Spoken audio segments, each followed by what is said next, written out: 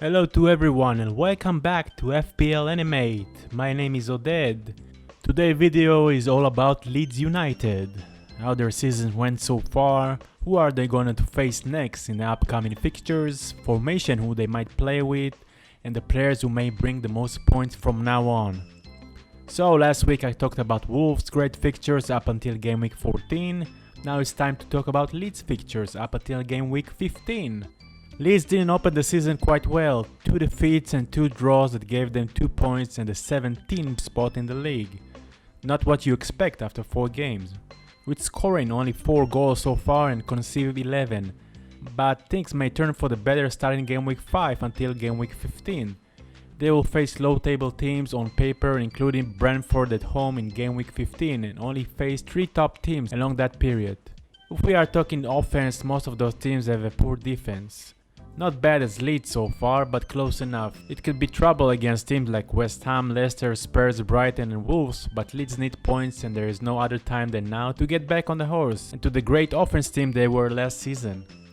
A lot of talk about Llorente and what he brings to Leeds defense. He didn't start this season and only came back on game week 3 and was replaced due injury in game week 4 and date of return for him unknown. Without him, you can see how many attempts on goal the rivals of Leeds got to get, even though they didn't have much of the ball more than Leeds. Most of the game, Leeds had more possession, but losing the ball in critical spots left their defense exposed, and that's why in every game there was more than 10 shots to Leeds' goal. In offense, they get close enough to take shots, but average only 3 shots on target, too low for such a attacking team. They control the ball and gets many fouls outside the box, but lack of sharpness is still there. You can argue that they made up until now good defense like Manchester United and Liverpool, but Everton and Burnley have a mediocre defense and they still needed late goals to even the score. Seems that Rafinha, Harrison, Dallas and Bamford still not there yet. Still didn't start the season, and that's why the fixtures Leeds have from now on will sure help them change their gear and start scoring like they know how. Leeds' formation against Manchester United and Liverpool was 4-5-1.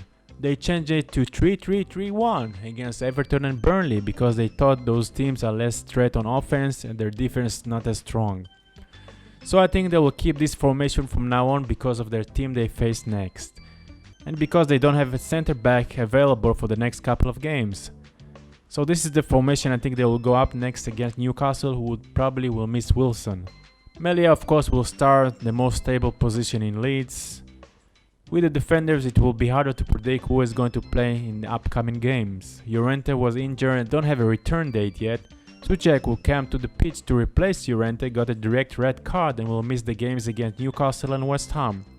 Leeds will try to appeal against that red card, but for now he's out. Koch still injured, so Leeds remain with only Cooper who can take the centre back position. Eating and Fibro will take the sides. Dallas, Phillips and probably Klich will take the position in the middle, giving extra line of defense. By the way, if Leeds will decide to change their formation against West Ham to 4-5-1 again, Dallas will probably take his place on defense as well. If they do so, or if Klich won't start again in the 3-3-3-1 formation, expect Tyler or James to take his place. And in front, Rafinha, Harrison and Rodrigo will try to help Bamford to put some balls in the back of the net. Rodrigo didn't start the first 2 games after Klich was in this position, so changes can be done there as well. So no worries about the 3 others, Rafinha, Harrison and Bamford. They will start probably in each game. So this formation will be likely to play against Newcastle and all other low table teams. Will they play differently because their defense is so poor and miss key players on the back, or would Leeds go all in because they need to collect some points already? So who is worth taking from Leeds players? Kind of a risky move to take one of their defenders.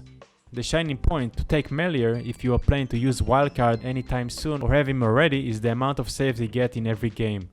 Because his defense is so broke, he's facing a lot more challenge and making 4 saves per game so far.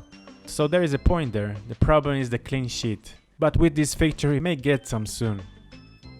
The main problem is the defense, of course. The last year Leeds attack with almost all of the players and leave huge space to the opponent when they lose the ball. They were able to stable the defense in the last part of last season and managed to keep some clean sheets as well. This season started like the last one. So would you risk having Leeds defender on your squad? If you do, only two main options right now. Healing is the popular one, mostly because of his price and the way he was placed when Leeds had their centre backs who played. He took over Dallas' position for last year and playing this formation as a back winger, which got him much closer to the rival box and he transferred it to 1 goal against Everton. But because of Leeds' lack of defenders in games to come, I presume he will return to his original position as the right back and focus more on the defensive side. Same goes for Fibro, who played only one full game and came as a sub in the first 2 games. He may cost a bit more than Ealing, but he offers more attacking skills. We saw a lot of that in the preseason games, but not yet in the league. If he will start playing week in and week out, he can also claim the left wing position as he played against Everton. Will probably not happen in the next couple of games, but I can see him take this spot from time to time and he have the skills to make those passes to the box. In offense, it's quite obvious who are we going for. Dallas is an option too, but I don't see a better option than Rafinha or even Harrison, who had slow start of the season. So Rafinha is the most popular one, of course, mainly because of his price. His expected goals are much higher than Harrison and expected assist is pretty much the same. But with one return over the last 4 matches, there is not much of a difference in my opinion between them. The main problem with Harrison is that he's not completed 90 minutes in all of the games.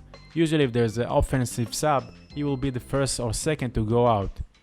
He did start last season slow as well and start getting more and more returns as the season continued. So if you have budget problem and cannot bring Rafinha on your team, you should give a chance to Harrison now that his price got low even more. Bamford had 2 returns so far, so it's not all bad, but completely disappeared in the game against Liverpool. That's why his price dropped as well. He is still a great choice for these upcoming fixtures in that range price. Antonio is out the red card, Jimenez got great fixtures too, but yet to get a return. Calvert-Lewin is out till the next international break and Ings got hard fixtures ahead of him. So you can see Bamford as a safe bet. And Leeds love to play against Newcastle, 5-2 at home and 2-1 win away last year, so I will put my money on those players to finally perform this season and get their first win. With those fixtures they can finally start collecting some points, so this is the time to bring some of them to your team. If you play the risky game and need the cheap defenders, maybe go for Ealing or Fibro. If you're sure the attacking players will come around, no better option right now in those prices to take Bamford or Rafinha and Harrison. I know I will. So this is it for now. If you like this video and the content, please click on the like button and subscribe to my channel for more amazing animation and graphic like no other channel. Leave a comment if you'd like the content, and if you have any ideas to make this channel even better, write it down. Goodbye for now and good luck to all.